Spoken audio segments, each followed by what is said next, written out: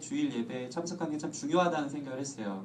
설교를 준비하면서 매주 그냥 루틴하게 오는 것 같지만 이 아이가 자라는 거는 언제 자라는지 볼 때는 몰라요. 근데 어느 날 보면 자라 있거든요. 여러분 신앙도 마찬가지입니다. 좋은 교회 안에서 영의 양식을 먹고 살다 보면은 1년이 지나고 나면 이전에 나와 지금의 내가 달라진 것을 경험하게 되는데 그 중심에는 이 주일 예배가 있는 거예요. 주일 예배 나와서 목사님이 그래도 셰프가 돼가지고 잘게 썰어서 영의 양식을 먹여주는 것을 먹어가면서 우리 체질이 바뀌어지고 우리 영적으로 건강해지고 과거의 나와 다른 내 자신을 발견하는 게 신앙의 기쁨인 줄 믿습니다.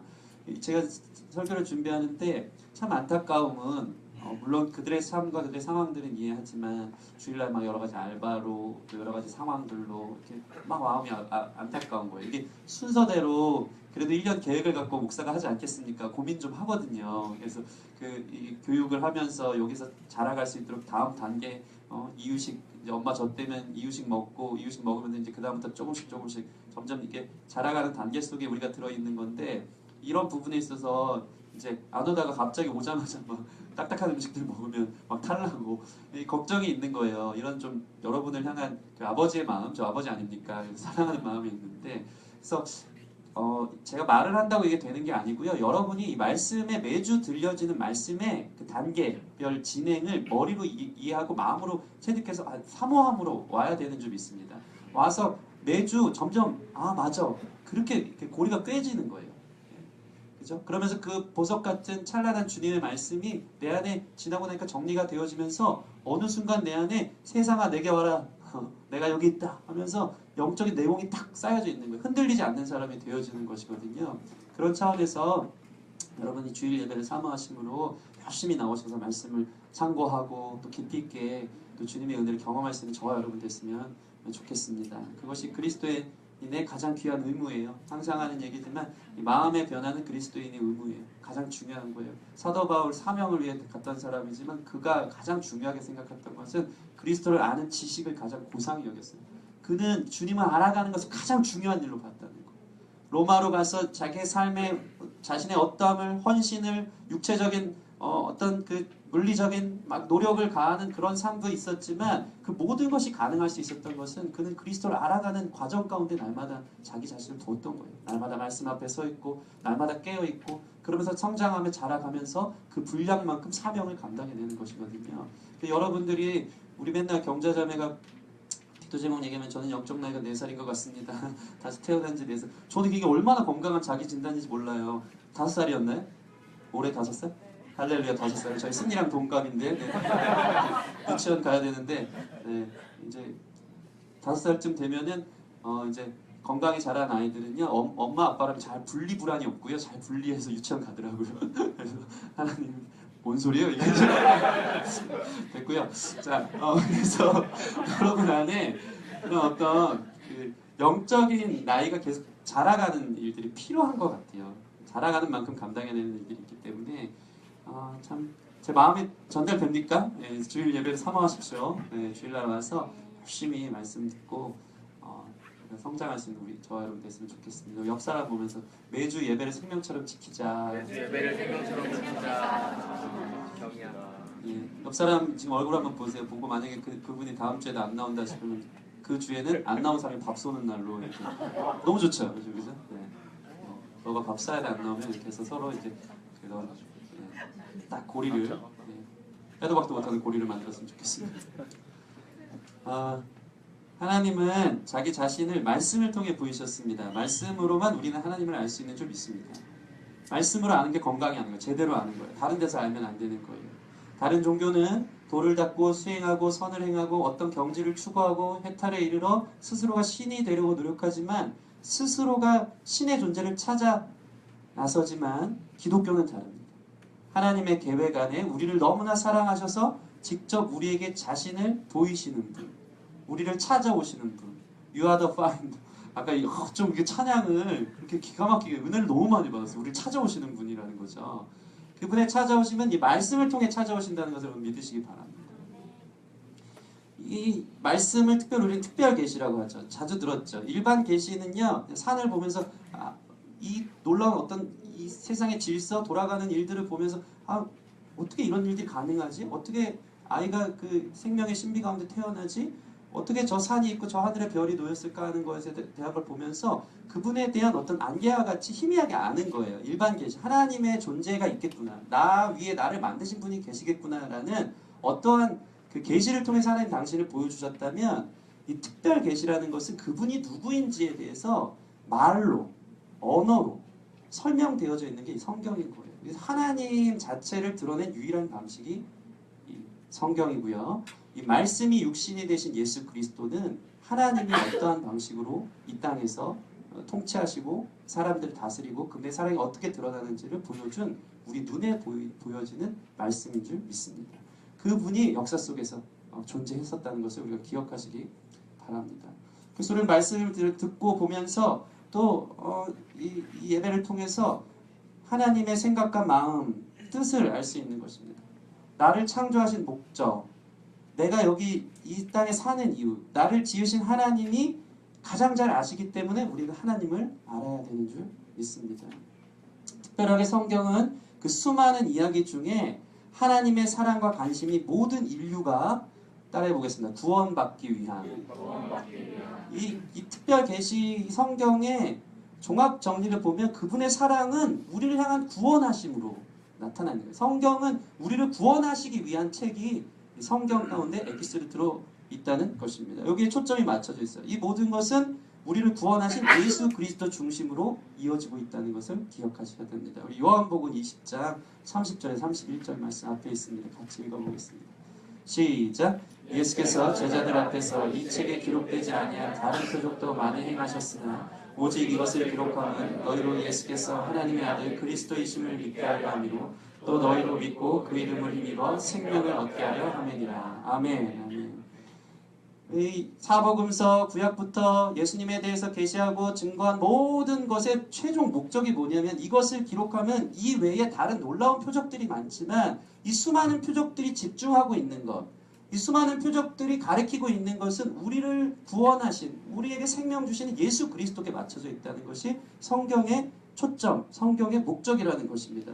이것을 기록하면 너희로 예수께서 하나님의 아들 그리스도이심을 믿게 하려 하며, 이거 보면서 예수님이 하나님의 아들 그리스도이심이구나, 우리의 구원자 되시는 거라는 것을 믿게 하고 그 이름을 힘입어 생명을 얻게 하려 합니다. 이 말씀을 읽고 말씀을 듣는 자들 안에 거듭남이, 새로운 생명이 시작되는 거예요. 그래서 아는 만큼 그것이 내 신앙이 되어지는 것입니다. 이번에 저희 수련회 갑니다. 2월 2일부터 4일 목금토인데요. 제목을, 주제를 힘써 여호와를 알자. 호세아 6장 3절 말씀인데요. 제가 호세아를 묵상하고 있는데 뭔가 이렇게 우리에게 청량 음료처럼 이렇게 딱 시원하게 다가오는 말씀은요, 요 구절 정도. 그리고 마지막 장에 약간 나온 하나님의 사랑이, 거의 처음부터 마지막 장까지 하나님의 그 한탄과 울부짖음과 우리를 향한 실망과 막 이것만 딱 너무 이제 그만 좀 했으면 좋겠는 거예요. 그거 보는데 너무 상처받으신 하나님, 우리의 죄로 인하여서 막 이러신 하나님이 너무 등장하는 거, 마치 상당히 감정 중심에 하나님이 상당히 이게 치졸하고 마음이 많이 꽁한 그런 느낌으로 너무 그만했으면 좋겠다 이러고 있는데, 그게 결국 우리를 사랑하니까 그런 마음이 있다는 것이 호세아 말씀이 이렇게 나타나는데, 내가 이 호세아에 나오는, 갑자기 말씀을 수련의 말씀을 하고 있어, 큰일 나네. 내가 이 호세아서에 나오는 이런 자와 같은데, 하나님을 떠난 가늠한 사람과 같은데, 그럼에도 불구하고 하나님을 알면 알수록 그분의 사랑이 나를 변화시켜 가는 거예요. 그분의 사랑이 나를 구원케 하는 거예요. 이 주님을 여러분이 아시기를 바랍니다. 여러분의 자격, 여러분의 어떠한가 상관없이 끝까지 사랑하시는 하나님을 경험하면 그 앞에 우리는 예배할 수 있는 거예요. 세상 사람과 다릅니다. 주님을 믿으십니까? 여러분을 포기할 수가 없어요. 여러분 자녀예요. 자녀. 아들을 낳아야 하는데 자녀를 포기할 수 없습니다. 없습니다. 모든 신경이 자녀에게 가 있는 거예요. 미워도 잘해도 내 자녀, 내 새끼. 여러분 그런 존재인 줄 믿습니다. 그분을 힘써 아는 거예요. 그 말씀 가운데 하나님의 사랑의 편지를 보듯이 말씀 가운데 주님의 안타까운 마음, 나 때문에 힘들었던 마음도 알고 나를 얼마큼 사랑하는지도 알고 이것들을 경험하는 것이 말씀을 보고 알게 되는 증거라는 것입니다. 오늘 성경을 보면요, 오늘 말씀을 통해서 이 성경이란 무엇인가에 대해서 세 가지를 좀 여러분에게 나눠드리고 싶습니다. 근데 참 보면요, 오늘 본문 보면 은혜가 됩니까? 안 됩니까? 뭐 낳고 이런 게 너무 많아. 성경 보면 뭐 족보를 이렇게 낳고 하다가 뭐 예수 그리스도가 낳구나 이 정도로 이제 보는 거죠. 항상 이게 넘기기 쉬운 부분, 그냥 이렇게 그렇구나 이렇게 넘어가기 쉬운 거죠. 그러나 하나님의 말씀은 1.1획도 버릴 것이 없음을 믿으시기 바랍니다. 그것을 풀어드릴 거예요. 이 말씀 가운데 누가 누구를 낳고 하는 말씀 가운데 하나님의 특별 계시가 있다는 것을 여러분 주목하시기 바랍니다. 하나님은 오늘 이 본문을 통해서 성경이 무엇인지 또한 우리에게 나타내고 있는 것이 무엇인지를 저와 여러분들에게 가르쳐주고 싶으신 줄 믿으시기 바랍니다. 그 마음을, 하나님의 마음을 이해하고 받아들이는 귀한 시간 됐으면 좋겠습니다. 오늘 마태복음의 첫 시작을 예수님의 족보로 시작하고 있어요. 신약의 첫 시작이거든요. 이 시작을 예수님의 족보, 계보로 시작하고 있습니다. 우리 1절 말씀 같이 읽어보겠습니다. 1절 시작. 아브라함과 다윗의 자손 예수 그리스도의 계보라. 마태복음은 유대인들을 위해 구약의 성취에 관한 말씀에 집중하고 있어요. 마태복음만 특별하게 그런 일들이 많아요. 구약의 예언대로 선지자들의 말한 것이 응한 바 하면서 그 인용구들이 많아요. 심지어는 시편 말씀 갖다 끌어낼 때도 이것도 선지자의 말씀으로 인하여 성취된 바 이러면서 구약에 예표된, 구약에서 누군가를 선전하는 것이 그대로 이루어졌다는 것을 마태복음은 잘 이야기하고 있습니다. 특별히 오늘 1장 1절을 보면 예수님이 아브라함과 다윗의 자손이라고 이야기하고 있습니다. 이스라엘의 시작, 이스라엘 기원이 누구죠? 아브라함입니다. 아브라함이라는 사람을 선택하셔서 가나안 땅에 정착해서 그를 통해 이스라엘이라는 보여지는 이스라엘 민족, 또 믿음의 영적 이스라엘을 아브라함을 통해서 시작하게 하신 거예요. 이 아브라함의 계보라는 것은 예수님께서 이스라엘 계열에 있는, 이스라엘파에 있는 사람이라는 것을 보여주고 있는 것이고, 특별히 다윗의 자손, 이것은 무슨 계보입니까? 이게 왕의 계보입니다. 다윗은 왕이거든요. 이 족보가 그냥 일반 사람들의 족보가 아니고 왕의 족보라는 거예요. 왕의 계보가 시작되었다는 것을 이야기하고 있습니다. 다시 말해서 예수님은 특별히 이게 왕적 존재인데 그분은 이스라엘 백성이 그동안 열심히 기다려왔던 다윗의 혈통에서 오신다는 그 참된 임금님 그리스도라는 것을 마태복음 1장 1절은 이야기해주고 있는 것입니다. 이러한 의식은 이 마태복음 속에서 두드러지게 나타나는데 특별히 6절 말씀 보면요. 같이 읽어볼게요. 시작. 이새는 다윗 왕을 낳으니라. 다윗은 우리아의 아내에게서 솔로몬을 낳았고. 이 밑에도 다 왕이에요. 사실. 다 왕인데 6절에만 이새는 누굴 낳아요? 다윗 왕을 낳으니라. 이 다윗 왕은 이스라엘에게 있어서 가장 중심적 인물입니다. 하나님의 약속을 이루고 하나님의 나라의 어떠함을 보여줬던 유일한 왕이죠. 이 왕의 계보 속에 예수님께서 태어나셨다는 것을 지금 강조하고 있는 거예요. 다른 사람도 다 왕 붙여야 되는데 다윗 왕을 낳습니다. 이스라엘 사람들은 이것 보면 알아요. 아브라함과 다윗 왕, 그의 계보, 약속된 그리스도, 그분이라고 이 마음들이 들기 시작한다는 것입니다. 특별히 17절 말씀 같이 한번 읽어보겠습니다. 오늘 말씀 17절 시작. 그런즉 모든 대수가 아브라함부터 다윗까지 14대요 다윗부터 바벨론으로 사로잡혀 갈 때까지 14대요 바벨론으로 사로부터 그리스도까지 14대요. 이 구약 성경은 이제 하나님의 창조 시대 또 타락 시대 이후에 족장 시대 아브라함부터 시작되는데 역사를 보면요. 아브라함부터 바벨론 포로기까지 이 개념을 여러분 아시면 됩니다. 바벨론 포로기까지 한 650년. 그 바벨론부터 그 다음에 이어서 예수님이 탄생하시기 전까지 또 기간이 있고 그리고 나서 암흑기 말라기 이후에 예언이 멈췄던 시기였던 400년의 시간이 거치고 예수님의 계보가 시작되고 있습니다. 아브라함부터 보면 특별히 모두 족보가 몇 대라고 나와 있죠? 14대. 이게 뭐 손바닥 맞는 14대가 아니고요. 재미도 없고 제가 컨셉 잡았습니다. 노잼. 아브라함부터 다윗까지 14대고 다윗부터 바벨론 포로기까지 14대면 바벨론 포로기부터 그리스도까지 14대라고 나와 있습니다. 이게 자꾸 웃기는 14대. 네. 근데 이 완성의 수인 7의 곱을 지금 3번 반복하고 있는 건데 이것은 바로 이제 준비의 시대가 끝나고 완성된 때, 완벽하게 도래한 때가 예수님임을 보여주고 예표하는 것을 마태가 일부러 기록하고 있다는 것을 여러분 기억하시기 바랍니다. 이게 상당히 의미심장한 구조예요. 처음과 마지막의 14대는요, 사실 누가복음은 이 계보가 인간의 계보 그대로 올라가거든요. 근데 그 계보를 따져보면 13대까지가 정상이에요. 근데 14대라고 쓰고 있어요.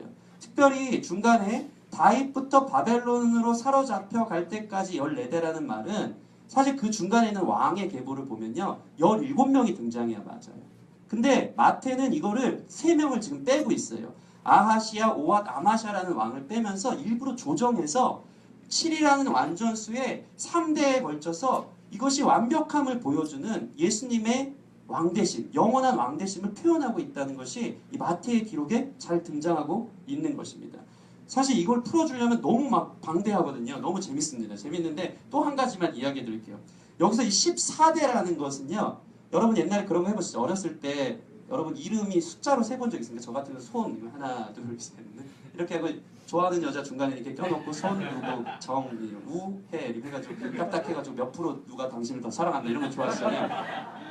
이제 히브리 문학에도 이 히브리어를 하면요, 이 다윗이라는 그 알파벳에만 DWD로 되거든요. 이걸 뭐라 하면 게마트리아 방식이라 그래요. 이거를 세면은 이 앞에 D는 숫자 6을 얘기하고요. 이 W는 앞에 D는 4를 얘기하고 W는 6을 얘기하고 또 D는 4를 얘기해요. 이것을 다 합치면 뭐가 나오면 14가 나오는 거예요. 다시 말해서 히브리어로 본 다윗이란 이름은 숫자로 치면 14가 되는 거예요. 14를 반복하면서 그는 다윗이 기다려왔던 진정한 메시아, 영원한 온 우주의 왕대심을 마태복음 이 왕의 계보의 마지막에 넣어가면서 이걸 표현하고 있는 거예요. 여러분만 몰랐지 히브리 사람들은 이 바리새인들 서기관들 이거 보면 딱 알아요. 아니 이 다윗의 이름이 여기 들어간단 말이지, 이걸 3번이나 강조한단 말이지 하면서 이것은 놀라운 왕의 계보구나라는 것을 그들이 알 수 있다는 것입니다.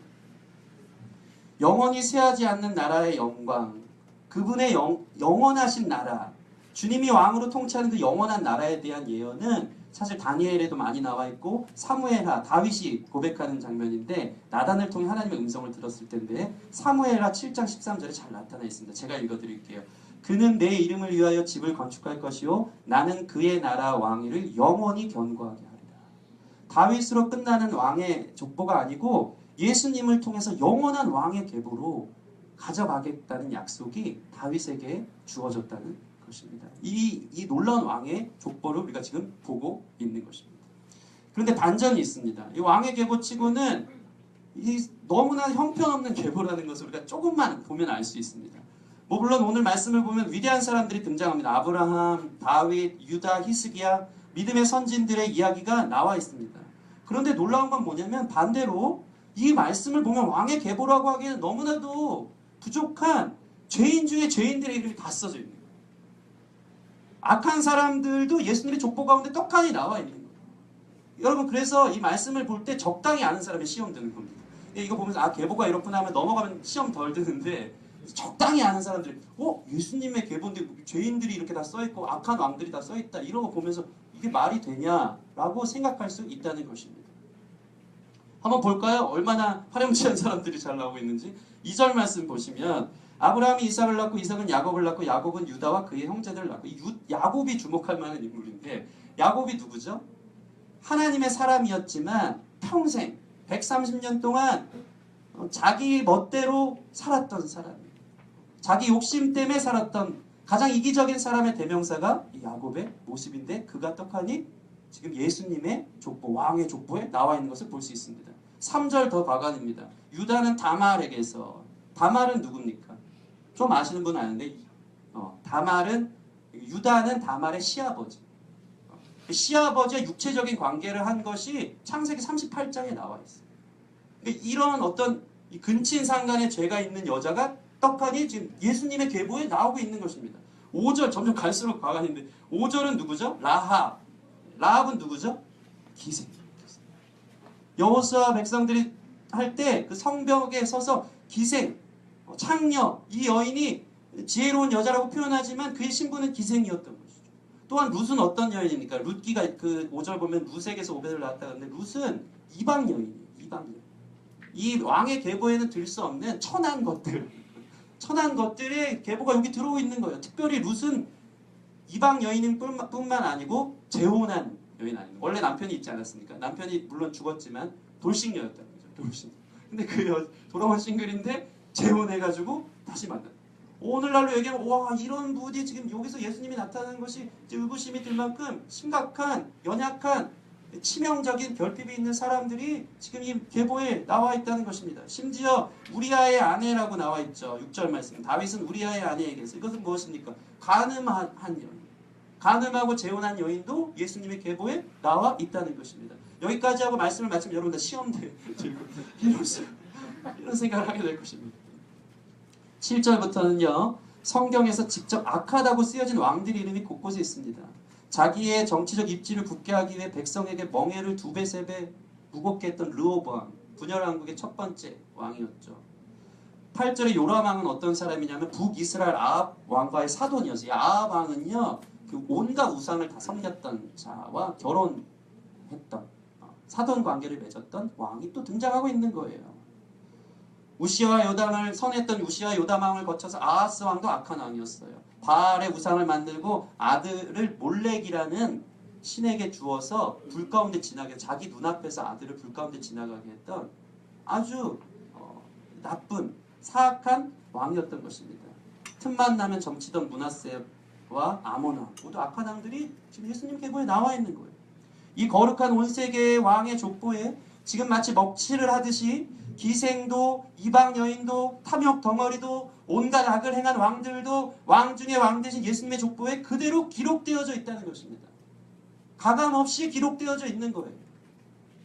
이것을 통해서 성경이 무엇을 이야기하고 있는지 우리는 생각해 봐야 되는 것입니다. 여기서 하나님의 놀라운 은혜를 발견하는 저와 여러분 됐으면 좋겠습니다. 예수님의 족보가 형편없다고 부끄러워하거나 악한 사람들을 보면서 언짢게 보면 안 되는 것입니다. 이 족보가 우리에게 무엇을 말해줍니까? 첫 번째 따라야겠습니다. 성경은 사실만을 말한다. 믿으십니까? 성경은 사실만입니다. 이 얘기를 들으면 우리 안에 성경이 전부 다 사실이라는 사실이 믿어지기 시작한다는 것입니다. 여러분 원래 보통 신화를 보면요. 화려한 족보가 신화에 다 나옵니다. 그렇죠? 아시죠? 이런 부적절한 내용들이 전혀 섞이지 않아요. 신적 존재를 만들어야 되기 때문에 무슨 박혁거세가 알을 낳고 그 알에서 천왕이 나고 우리 단군 신화만 보도 천왕이 이제 곰과 호랑이가 마늘 먹고 사람이 되어서 단군이 되어지는 이 놀라운 꾸며내는 화려한 이야기들이 등장하는데 오늘 예수님의 족보에 보면 그저 인간 세상에서 일어날 법한 그런 수많은 일들이 그대로 가감없이 기록되어져 있다는 것입니다. 이것을 보면서 우리는 이 말씀을 보면서 인간적인 것 같고 정말 부끄럽다 여길 수 있지만 예수 그리스도의 족보는 이렇다는 것을 사실 그대로 기록하고 있다는 것입니다.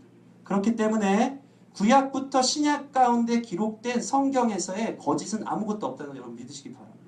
태초에 하나님이 천지를 창조하시니라. 이것은 사실입니다. 거기부터 시작되어지는 것입니다. 거짓이 없습니다.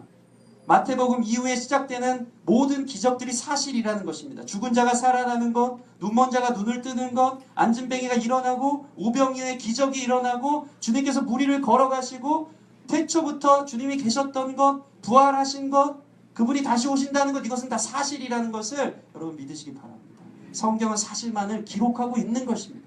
역사 속에서 우리는 그것을 보게 될 줄 믿습니다. 이건 신화적인 얘기, 꿈속의 얘기, 뭉뚱그려서 무슨 하늘 꿈같은 나라를 돌아다니는 저 영화 속의 이야기가 아니라는 것입니다. 이것은 사실입니다. 역사 속의 이야기입니다. 우리는 그 역사를 보게 될 것입니다. 말씀대로 주님은 다시 올 것입니다. 이 사실을 여러분들이 믿으시기 바랍니다. 믿고 보면 알아요. 이게 믿음의 신비예요. 우리가 눈에 보이는 것만 믿는데 사실 눈에 보이지 않는 것이 더 큰 영향을 우리 세상에서 끼친다는 걸 여러분 더 잘 알 것입니다. 공기 보이지 않지만 우리 공기를 먹고 사는 거예요. 존재를 아는 거예요. 물론 과학적으로 분별해서 알게 됐지만 그 외에 다른 보이지 않는 모든 것들이 우주를 이끌어가고 있다는 걸, 이 세계를 이끌어가고 있다는 것을 여러분 알 것입니다. 아이들은요 언어를 배울 때 이해하고 배우지 않아요.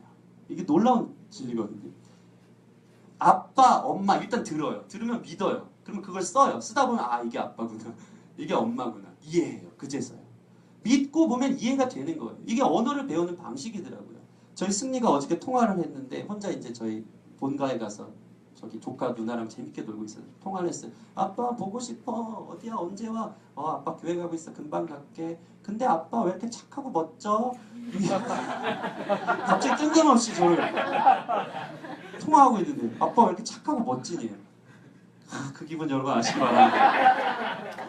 진짜 너무 웃긴 게요. 그 모든 스트레스 한순간 다 날아가고 버스를 타는 내내 이 미소가 20분 동안 아빠 왜 이렇게 착하고 멋져 그 말만 듣는데 계속 이러면서 창문을 보는 이게 내려와가지가 않는 거예요. 제가 보통 이제 가만두면 이렇게 입이 좀 입꼬리가 내려간 스타일이거든요. 늘 고민한 스타일이라. 근데 승리 덕분에 입꼬리가 올라가고 계속 이러고 있는 거예요.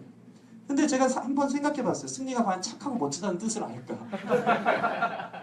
몰라요. 모르는데 의미 없죠. 의미 없죠. 형식적이죠. 근데 승리는 그 말을 언제 써야 되는지 알아요. 그 말은 사랑한다는 고백이고 사랑받을 때 자기가 들었던 이야기인 걸 알아서 그걸 표현하고 싶은 거예요. 믿고 얘기하니까 그 믿음대로 저는 착하고 멋진 아빠가 되어지는 거죠. 무슨 개변인지 그냥 자식 자랑이었다고 생각하실 거예요. 여러분 이것들이 사실이라는 걸 믿고 보면 믿음의 눈이 열리면 깨닫게 되는 거예요. 보여지는 거예요. 보여지는 거예요. 여러분의 눈을 의심하시기 바랍니다. 내가 아는 게 다가 아니구나. 말씀이 사실이구나. 그것을 하나하나씩 살아가면서 경험할 때 우리의 믿음이 성장하는 거예요. 그래서 하나님을 향한 신실한 신뢰가 우리 가운데 생기는 것을 여러분이 경험했으면 좋겠습니다. 두 번째 따라하겠습니다. 성경은 오직 은혜만을 기록한 책입니다. 하나님의 역사를 이끌어 가시는 방법은 오직 은혜입니다.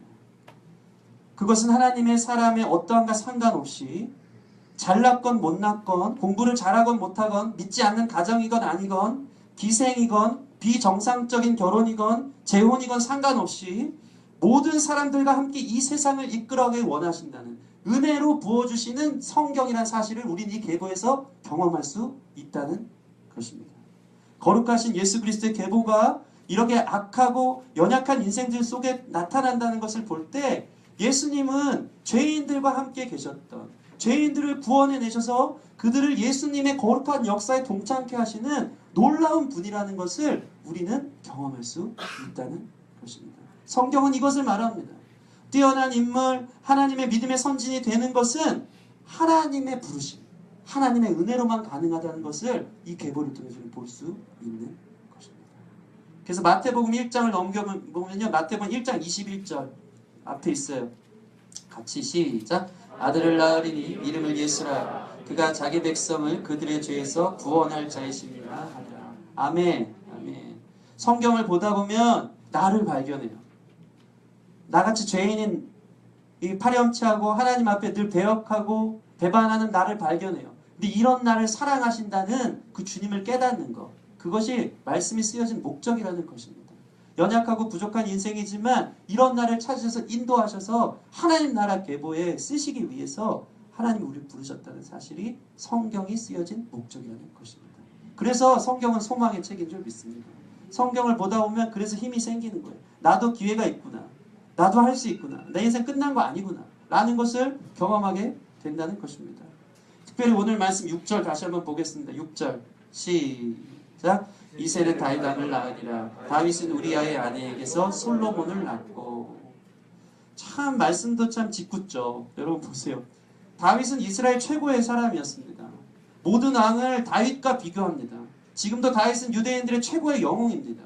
그들의 깃발에는 다윗의 별이라는 것을 상징하면서 다윗 같은 왕이 없음을 이야기하고 있습니다. 그런데 오늘 성경은 다윗에 대하여 그의 삶의 치욕적인 실수의 사건을 보란듯이 여과없이 보여주고 있어요. 뭐라고 얘기하고 있습니까? 다윗은 우리아의 아내에게서라는 것을 지금 우리에게 보도하고 있는 거예요. 원래 그 아내는 우리아의 아내였던 거예요. 밧세바는. 다윗은 밧세바에게서라고 이렇게 포장하지 않아요. 우리아의 아내에게서 솔로몬을 낳았다고 가감없이 보여주고 있는 것입니다. 다윗이 어떤 생각을 했을까요? 천국을 갔습니다. 천국에서 내가 하나님 앞에 하나님 마음에 합한 자야 하면서 내가 진짜 예배자지 하면서 떵떵거리면서 다니는데 그때 갑자기 마태복음만 딱 1장 6절 말씀 들이내면 다윗은 쏙 들어가는 것입니다. 얼마나 겸손해지겠습니까? 맞아, 내가 그런 죄인이었는데 이런 연약한 사람이었는데 다윗은 이 성경이 기록한 이것을 보면서 자신의 겸손함 가운데 나아가게 된다는 것입니다. 이것을 통해서 저와 여러분에게 보여주는 거예요. 모든 사람은 죄인인 것입니다. 착하고 잘나고 모든 것이 사람의 기준일지 모르겠지만 하나님 보실 때 다 죄인이라는 것이죠. 그렇기 때문에 하나님을 믿는 믿음을 가진 자만 의롭다 여기신다는 것입니다. 이것이 여러분의 삶의 자유로 다가오길 원합니다. 이것이 복음인 줄 믿습니다. 고린도전서 1장 27절 말씀처럼 하나님은 세상의 미련한 것들을 택하사 지혜 있는 자들을 부끄럽게 하십니다. 여러분의 인생이 그렇게 될 줄 믿습니다. 약한 것들을 택하사 강한 자들을 부끄럽게 하시는 것입니다. 세상의 천한 것들과 멸시받는 것들, 없는 것들을 택하사 있는 것들을 폐하시는 것. 그것이 하나님의 역사의 역전의 놀라운 방침이라는 것입니다. 이것이 하나님의 방법입니다. 성경은 그것을 기록하고 있습니다. 전도에 미련한 것으로 믿는 자들을 구원해내는 것입니다. 이 하나님의 은혜를 사모하는 저와 여러분 되었으면 좋겠습니다. 죄인된 우리를 품으시는 주님의 사랑을 경험하는 귀한 시간 되었으면 좋겠습니다. 마지막으로 따라해 보겠습니다. 성경은 예수 그리스도를 증거하는 책입니다. 성경은 사실만을 말합니다. 성경은 죄인들을 향한 은혜의 책인 것을 말하고 있고요. 마지막 세 번째로 성경은 예수님이 그리스도 구원자 되심을 증거하는 책입니다. 제가 항상 하는 얘기죠. 성경을 믹서기에 넣고 쥐어짜면 뭐가 나온다고요? 예수님이 나오는 줄 믿습니다. 예수님이 성육신하셔서 나오는 줄 믿습니다. 특별히 늘 걸림돌 되었던 이 바리새인들이 이것을 고백하거든요. 바리새인들이요. 그 예수님께서 이렇게 질문하고 있습니다. 마태복음 혹시 있나요? 22장 41절 42절. 아, 있네요. 대단하네요. 같이 읽어보겠습니다. 시작. 바리새인들이 모였을 때 예수께서 그들에게 물으시되 너희는 그리스도에 대하여 어떻게 생각하느냐? 누구의 자손이냐? 대답하되 다윗의 자손이니라. 아멘. 바리새인들을 향해서 예수님이 물어보는 거예요. 너희는 그리스도에 대해서 어떻게 생각해? 그리스도가 누구냐? 바리새인들이 지금 이렇게 대답하고 있습니다. 다윗의 자손이라. 지금 이 말씀 마태복음 말씀 1장 1장의 내용을 보면서 바리새인들은 빼도 박도 못하는 거예요.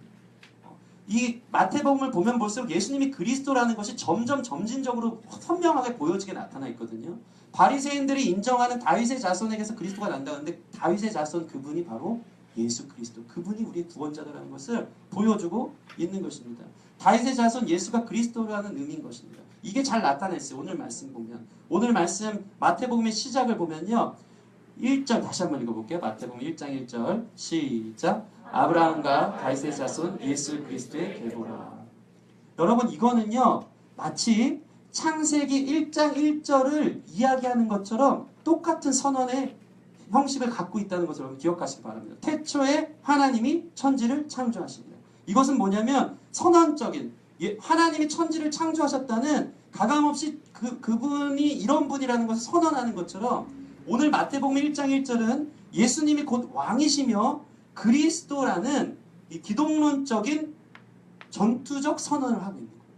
수많은 사람들에게 예수님이 그리스도라는 것을 폭탄 던지듯이 지금 선언하고 시작하는 거예요. 그렇게 풀어가는 것이 이 마태복음의 시작인 것입니다. 특별히 이 그리스도의 계보라고 하는데 이 계보는 헬라어로 여러분 많이 들어봤을 거예요. 제네시스예요. 제네시스가 성경의 뭐죠? 창세기를 우리는 제네시스라고 합니다. 그리스도의 계보라. 우리 그 전에 개혁판을 보면 그리스도의 세계라 나와 있는데 이거의 원어적 표현을 보면 제네시스, 창세기, 마치 마태복음 신약의 첫 시작이 새로운 시작을 이야기하는 것처럼 새로운 속편 창세기 2 이렇게 얘기하는 것처럼 새로운 시작, 복음의 시작, 새로운 세계의 시작을 이 구절을 통해서 열어주고 있는 거예요. 이건 무엇입니까? 성경은 이처럼 우리에게 새로운 시작을 주는 책이라는 것입니다. 성경은 우리 삶을 완전히 바꿔놓는 책이라는 것입니다. 죽을 수밖에 없는 우리를 구원해내신, 거듭나게 하셔서 새 생명을 주게 하시는 책이라는 것입니다. 이것이 바로 예수님이 그리스도라는 증거를 1장 1절부터 선언하고 있는 것입니다. 특별히 16절 말씀 같이 한번 읽어볼게요. 16절 시작.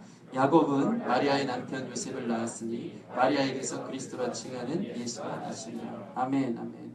특별히 또 16절 보면은 이 마태의 기가 막힌 그 하나님의 영감을 받아 쓴 것들이 1.1도 틀림이 없는데 이 왕의 계보들, 어떤 죄인들의 계보들을 다 열거하면서 그 안에서 나심은, 인간적으로 나심은 분명하지만 예수님이 신적 존재라는 것을 이야기하기 위해서 마리아에게서라고 또 이것을 삽입하고 있는 거예요. 마리아에게서 그리스도라 칭하는 예수가 나시니라. 마리아는 누구죠? 동정녀였던 것이죠. 요셉의 아내였지만 성령으로 잉태되어서 나왔다는 것을 그 다음 구절에 설명하면서 예수님은 죄의 혈통 가운데 오셨지만 그분은 죄인이 아니었다는 사실을 또한 저와 여러분 가운데 보여주고 있는 것입니다. 말씀을 마치겠습니다. 여러분 이 세 가지를 기억하시기 바랍니다. 성경을 보면서 이 모든 것이 사실이라는 것이 믿어지는 역사가 올 한 해 있었으면 좋겠습니다.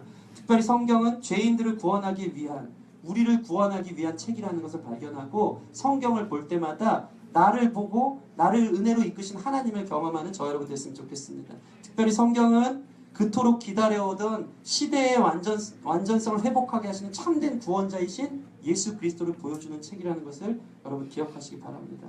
이러한 성경에 영원한 생명이 있습니다. 이러한 성경을 묵상하고 가감없이 받는 자에게 하나님의 나라를 경험하는 역사가 있을 줄 믿습니다. 주님의 왕되심이 우리 가운데 이루어져서 내 삶에 놀라운 하나님의 통치가 이루어지기를 주님의 이름으로 축원합니다. 우리 찬송가 20장 오전에 했었는데 이 찬양하고 같이 기도하는 시간 가졌으면 좋겠습니다. 찬송가 20장 가능합니다.